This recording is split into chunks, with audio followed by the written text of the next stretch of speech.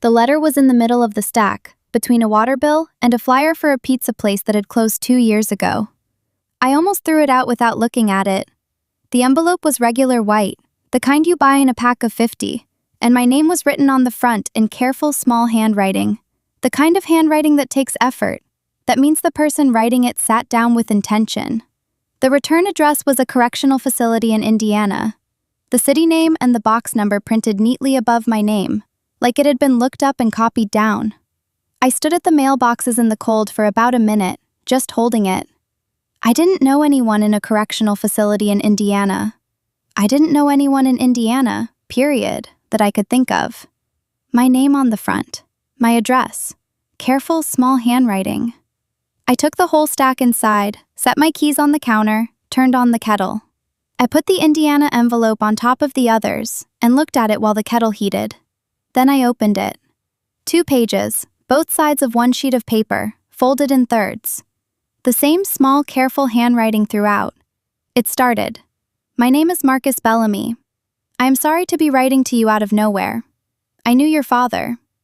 I have been incarcerated for 12 years for the murder of a woman named Nora Hart. I did not commit this crime. I believe you may know who did. I understand if you throw this letter away. I am writing because there is no one else to write to." I put the letter down on the counter. I turned off the kettle. I stood there for a while. My father had been dead for 3 years, and the name Nora Hart. I knew that name. I'd grown up with it the way you grow up with names that attach to things that happened before you were old enough to understand them, but old enough to remember the feeling of the adults around you going quiet. Nora Hart had been killed in a house 3 streets over from where I grew up, when I was 7 years old. I remembered my mother turning the TV off when the news came on. I remembered knowing something bad had happened nearby without knowing what, the way kids pick up on the shape of things without the content. Marcus Bellamy had been convicted. I remembered that too, vaguely. The name in the local paper, the photo they used that made him look younger than he was. He was 29 then. He'd be 41 now. I stood in my kitchen and I didn't know what to do with any of it. I hadn't known my father knew this man. I hadn't known my father had any connection to that case at all, beyond living in the same small town where it happened. We'd both lived here all our lives. Him his whole life, me until I was 22, and then again from 28 on, after he died and I came back to deal with his house and his things, and then just stayed. Because there wasn't anything pulling me back to where I'd been. Let me explain the thing about this town first, so the rest of this makes sense. It's the kind of place where the population on the sign hasn't changed in 20 years and might be approximate. There is 1 grocery store, 1 hardware store, 1 diner that closes at 2 in the afternoon. Everybody's lived here long enough to remember things about everybody else that the other person might prefer forgotten. That is not gossip, exactly. It's more like sediment. Layers and layers of quiet shared knowledge that nobody says out loud but everybody carries. You grow up here and you know which families had which troubles, and who married whose ex, and whose kid did something in high school that everyone still knows about. It just sits there. You breathe it in. I had been breathing it in for 32 years, with a gap of 6 in the middle, and when I came back after my dad died, it settled back over me like it had never lifted. I knew these streets, I knew these houses, I knew who had lived in which house for as long as I could remember, including Nora Hart's house 3 streets over, and including the house 2 doors down from my own, where Carl Rubin had lived as long as I'd been alive. Carl was somewhere in his late 60s now. His wife Marguerite had died 4 years back. Heart, they said. Not sudden, just the slow kind. His kids had grown up and left, same as most kids do. He lived alone in that greenhouse with the garden along the south side and the clean driveway and the flag bracket by the door. He shoveled his walk without being asked, brought in his garbage cans the same morning they were emptied, kept his gutters clear. He waved when you drove past. He was the kind of neighbor that makes a street feel stable, the way a load-bearing wall makes a house feel safe. 2 autumns ago, he'd brought me a pumpkin from his garden. Just left it on my porch, then came back the next day and knocked when he saw me home. We stood on my front steps for maybe 15 minutes. He talked about the frost, the yield, how his tomatoes had underperformed but the squash had gone wild. I talked about a client whose books were such a mess I'd spent 3 separate sessions just categorizing the mess before I could start on the actual mess. He laughed at that. The genuine kind. The kind that doesn't perform anything, that just comes out. And then he said, "Your father was a good man. I miss him." I said, "Me too." He picked up his coffee cup from the porch railing where he'd set it, and he walked back to his house, and I took the pumpkin inside. I thought about that moment a lot in the months after the letter. I'm still thinking about it. Okay, let me back up a little more. Let me tell you how it unfolded, because the unfolding matters. It took me 8 months from the letter to writing back to Marcus Bellamy, and I want to explain that gap honestly, because it's not a gap I'm proud of, and I'm not going to smooth it over. For the first 2 weeks after the letter, I did not go back and read it. I put it in a drawer in the kitchen, under the drawer liner, and I did not think about it during the day. I thought about it at night, lying in bed, in the specific way you think about things you've decided not to think about. I told myself, I don't know this man. I don't know anything about this case beyond what a 7-year-old picked up from adult silences. My father knew him somehow, but my father knew a lot of people. He'd lived here his whole life. He'd worked odd repair jobs around the county for 30 years. That's all it had to mean. My father met a man in a correctional facility once during a repair job, and the man remembered him and thought that connection was worth a letter. That's a reasonable explanation. I believed it for about 2 weeks. Then I went back to my father's papers. My dad left behind a substantial amount of organized chaos. He had been a careful man in some ways. His tools were always hung, his truck always maintained, his bills paid on time. But paper he could not manage. He kept everything. Bank statements from 1987, receipts for appliances that no longer existed, warranty cards for things that had broken and been thrown away a decade before his death. I had been working through it in batches since I'd moved back, filling recycling bags and occasionally finding something that mattered. A photo I hadn't seen, a letter from my mother before she moved away, a birthday card I'd sent him when I was 9 that he had kept. After the letter from Marcus Bellamy, I went back to the boxes with a different kind of attention. Not knowing what I was looking for exactly, just looking. The notebook was in the 3rd box from the bottom of the stack in the back bedroom. Small, hard blue cover, the kind you get at a drugstore. My father had kept notebooks like this intermittently. Not journals, not diaries, just shorthand records of his life. Appointments, reminders, sometimes names and amounts for jobs he'd done. Sometimes just a word or two that meant something to him and nothing to anyone reading later. I sat down on the floor with that box, and I went through the notebook slowly. It was from the year Nora Hart was killed. I could tell by the dates on the entries. They were scattered, sometimes skipping weeks, but the year was consistent. He was using it to track a job that ran most of that spring, some contracted work he'd done on a building in the next county. About 2/3 of the way through, a week before the date I'd looked up online as the date Nora Hart died, there was a single line, 2 initials, a date, a question mark. K.R. Conversation, and then a question mark. 3 days of blank pages after that. Then, in slightly larger letters than his usual handwriting, Nora Hart. God, that was all. No explanation, nothing before or after. Just those 2 words, and 1 word that wasn't a word. I sat on the floor with the notebook for a long time. The box was still open next to me. The house was quiet, the way houses are quiet in the middle of the afternoon in winter when there's no wind. That specific, dense stillness. Okay, K.R. is not a name. It's 2 letters. My father knew a lot of people. He recorded initials in this notebook all the time. For jobs, for contacts, for neighbors he'd promised to call back about something. K.R. could be a dozen people. Keith Reardon, who had the auto shop. Karen Relling, who had taught at the elementary school. Someone else entirely, someone I'd never heard of. Except the date, and the question mark, and then 3 days of nothing, and then Nora Hart. God, the question mark was the thing that kept me. My father didn't use question marks in his notes usually. They were a record, not a conversation. He wrote names and numbers and short phrases. He didn't annotate with doubt. Except here, once. One time. A week before a woman in this town was killed. K.R. Conversation. And a question mark. I photographed the page before I put the notebook down. I don't know exactly why, only that it felt important to have a copy. To have proof that I had read what I had read, that it was real, and not something I'd constructed from wanting to find something. I put the notebook on the kitchen table where I could see it. I made dinner. I ate it standing up, which I do when I'm preoccupied. I went to bed and lay there for a long time before sleeping. I told myself, this is 3 letters and a question mark in a dead man's notebook. This means nothing provable. This could mean anything. This could mean nothing.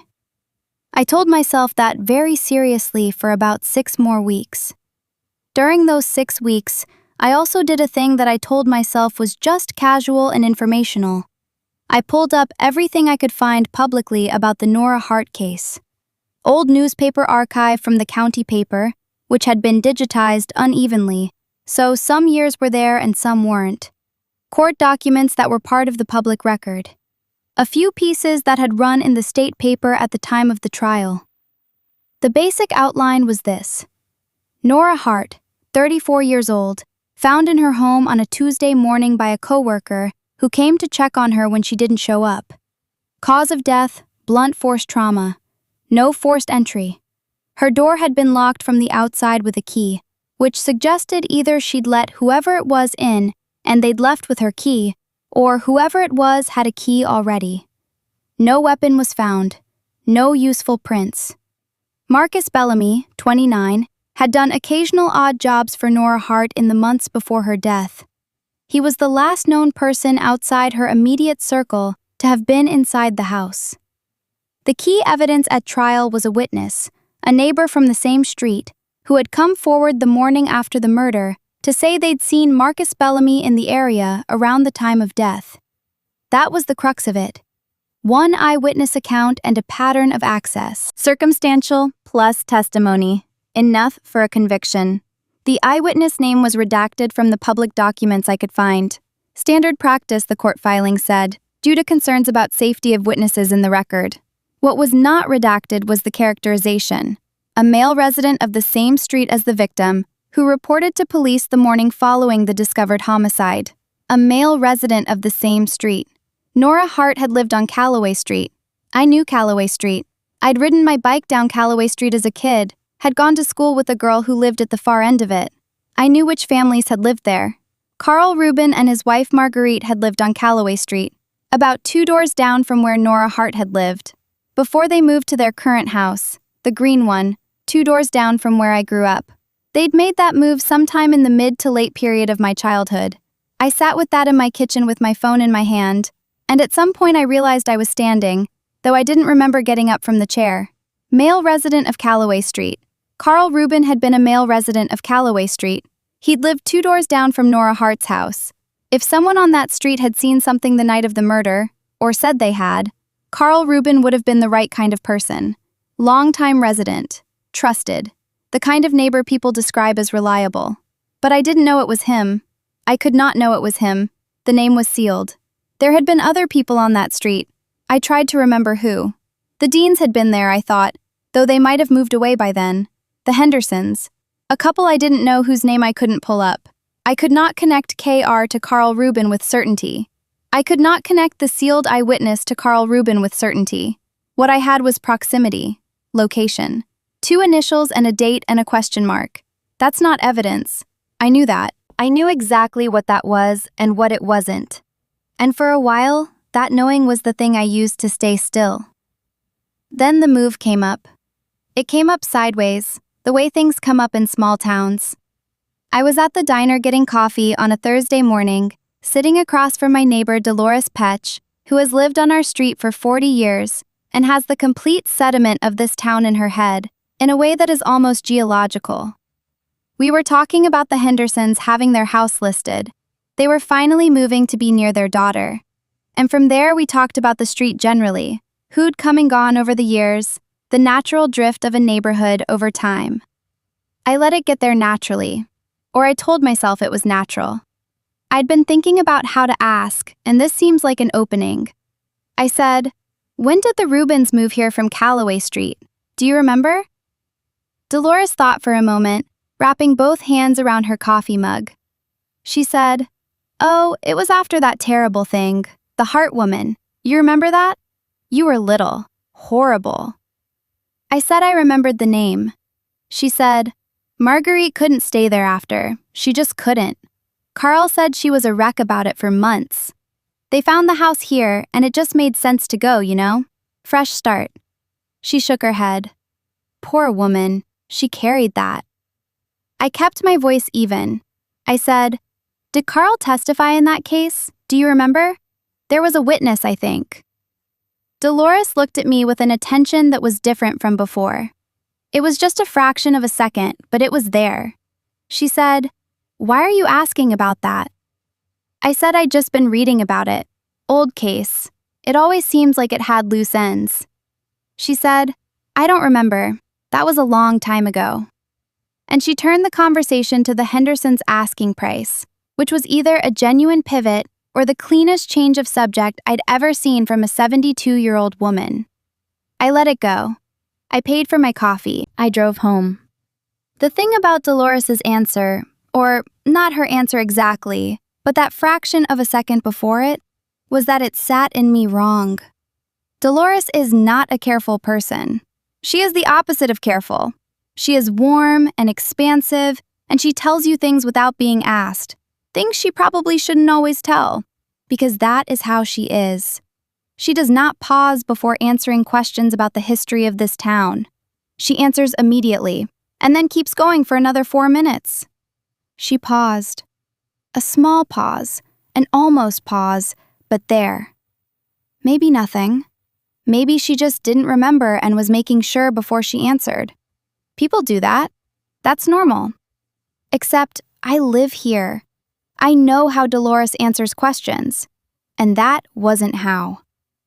I went home and I sat with the 3 things I had: the notebook, the street, the move after. KR and a question mark, a week before the murder. A male resident of Calloway Street who came forward the morning after. The Rubins moved off Calloway Street after the murder because Marguerite couldn't stay there. 3 things. Each one of them separately means nothing much. Together, I kept trying to close them and couldn't.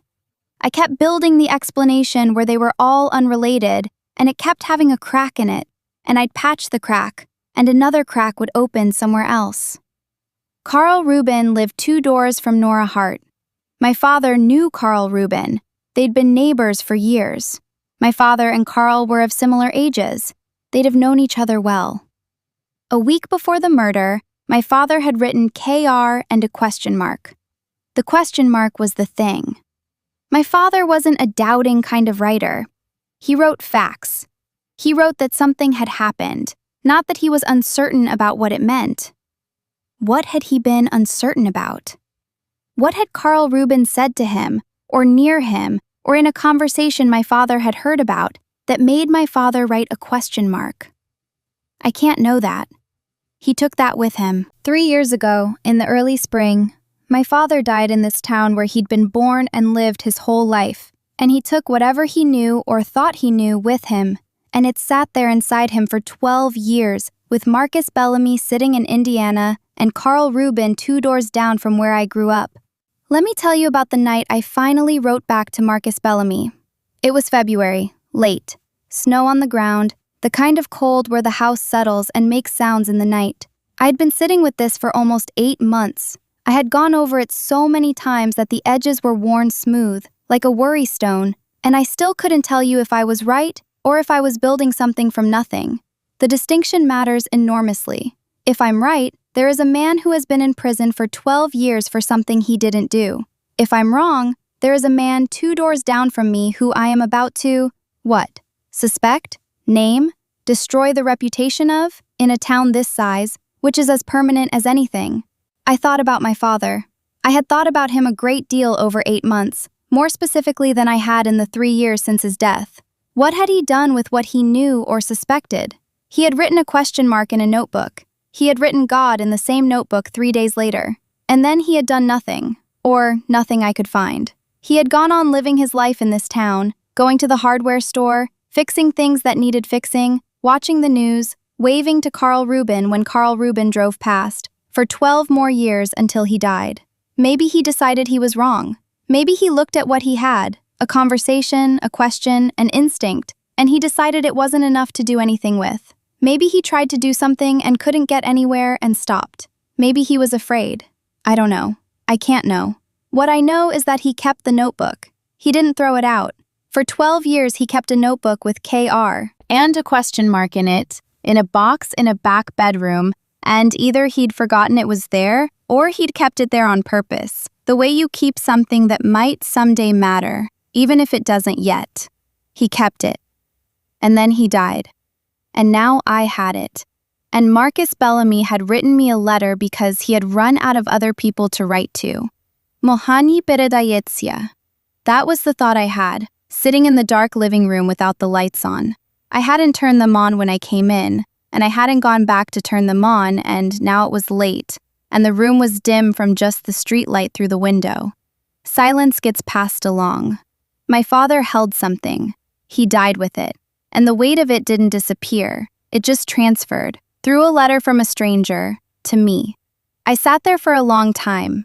I thought about Marcus Bellamy at 29. I thought about what a trial looks like from the inside of it, when you're the person it's happening to, when you know you didn't do what they say you did, and the story the prosecutor is telling is wrong in every detail, but the details keep getting worse, and the faces of the jury don't change. I thought about 12 years. I thought about what 12 years looks like from inside a box, counting them. I thought about Carl Rubin getting up that morning 12 years ago and calling the police and saying he'd seen something. Or saying he hadn't seen anything, and then being persuaded, or then changing his mind, or then deciding it was the right thing, or telling himself it was the right thing. I don't know what happened. I don't know if he called the police or if they came to him. I don't know if he believed what he told them, or if he knew it wasn't true. I don't know if Nora Hart is a person he thought about from that day forward, or a name he eventually stopped hearing in his head. I don't know if Marguerite knew, and that was why she couldn't stay on that street, or if she just couldn't live where a woman had been killed, the way some people can't. I held all of that. 2 doors down, Carl Rubin was asleep or watching the news or doing whatever it is he does in the evenings in that greenhouse. 12 years of evenings since the trial. And Marcus Bellamy had written me a letter because there was no one else. I got up and went to the kitchen and opened my laptop, and I wrote the letter. The first version was too much. I explained everything. The notebook, the street, all of it. I deleted it. Second version was too short, too closed. Third version I wrote and didn't look at again for 10 minutes, and then sent before I could change my mind. What it said: My name is Claire Ashford. I received your letter. I want to say first that I can't confirm anything specific, and I may be wrong about what I think I know. But there are details I can't close. If you have an attorney through an Innocence organization or similar, please give me that contact. I am willing to speak with them directly. I'm sorry it took me this long to respond. I closed the laptop, put on my coat, went outside. It was cold enough that my breath was visible. The street was quiet. The lamp at the end of the block put a circle of orange light on the snow. Carl Rubin's house was dark except for the porch light, which he kept on all night. That was something I'd noticed about him, that he always kept the porch light on, like he was expecting someone. I went back inside and washed the dishes from dinner. Something had started moving. I couldn't stop it from moving now.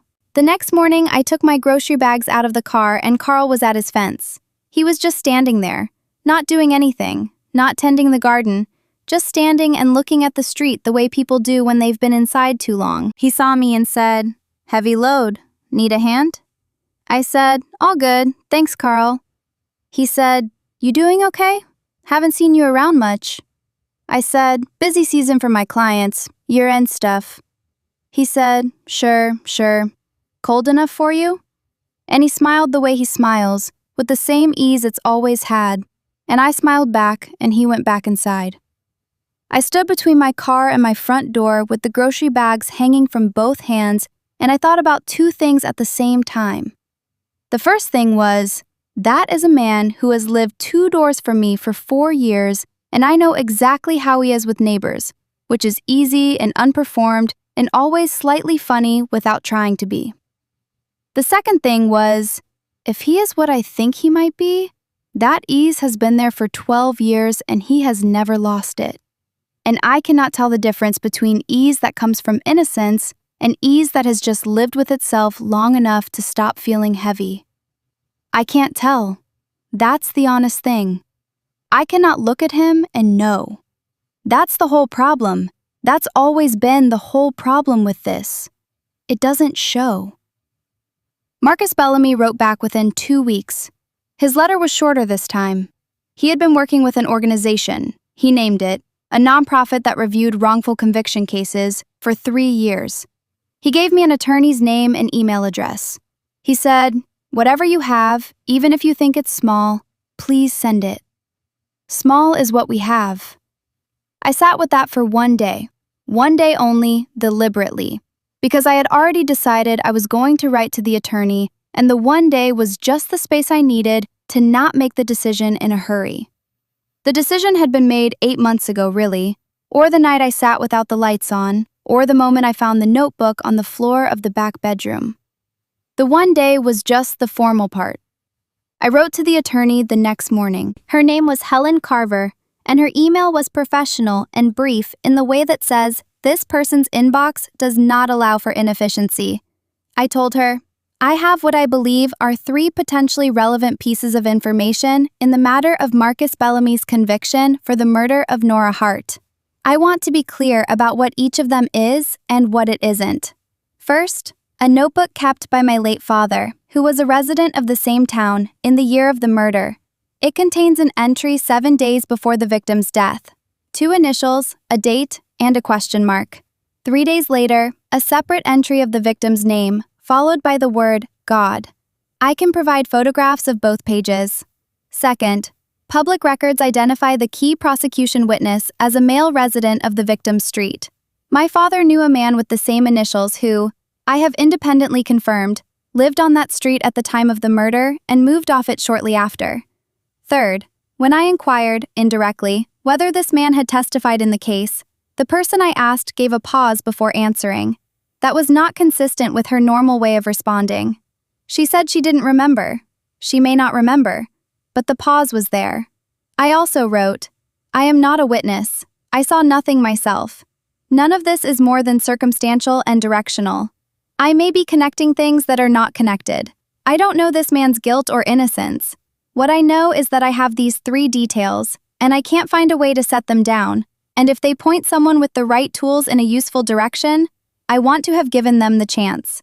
Helen Carver wrote back 3 days later. She said, "Thank you. We'll be in touch." That was it. That was all she said. I've been living with that for 4 months now. She hasn't followed up yet, or she had, through channels that haven't reached me. I don't know what they found or didn't find with what I gave them. I don't know if the initials in my father's notebook mean what I think, or nothing at all. I don't know if the eyewitness in the public record is Carl Rubin. I sent what I had to someone who knows what to do with it better than I do, and now I wait, and that's the only thing that's mine to do. Carl Rubin came by last month with a jar of preserved tomatoes from the summer's garden. He set it on my porch and knocked and stood there in his winter coat, and we talked for about 10 minutes about the state of the road at the end of the block, which gets bad every winter, and nobody fixes it until it gets worse. He said something self-deprecating about his own driving, and it was funny in the way he's always funny, without announcement.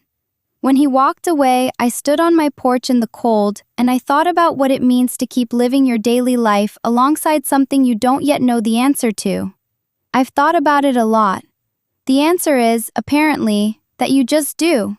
You wave when you see someone. You accept the jar of tomatoes. You say thank you and close the door, and then you stand in your kitchen holding the jar, and you feel the weight of it, not of the jar, but of the not knowing, which has its own physical quality, its own specific gravity. I'm not going to ask him directly.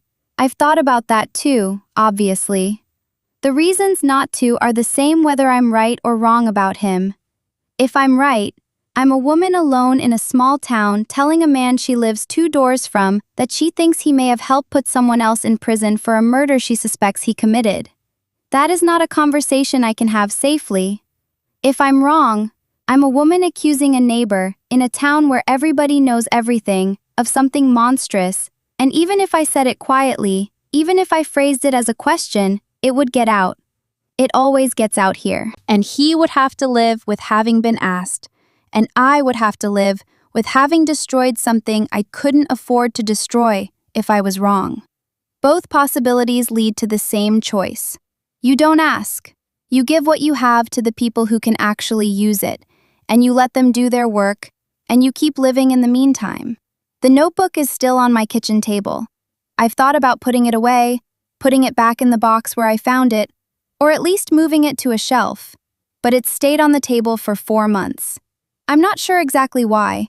Maybe because putting it away feels like a kind of closing, and nothing has closed yet. Marcus Bellamy is still inside. Helen Carver said they'll be in touch, but they haven't. The question mark my father wrote in careful handwriting still sits there on that page, and I still don't know what he heard or saw or suspected, or whether he was right, or whether I'm right, or whether both of us built something out of nothing, in the specific way you can build things when you know a place too well and carry its weight too long. Every morning I walk past that table on the way to the kettle. Every evening I walk past it on the way to the couch. The notebook is there. Blue cover, hard edges, my father's handwriting inside, patient as anything. I don't know when that changes. I don't know if it does. What I know is that I didn't do what my father did, which was hold it and die with it unreleased. I did the one thing that was mine to do, and it's out of my hands now, and all I can do is keep walking past that table every morning and wait to hear whether it was enough.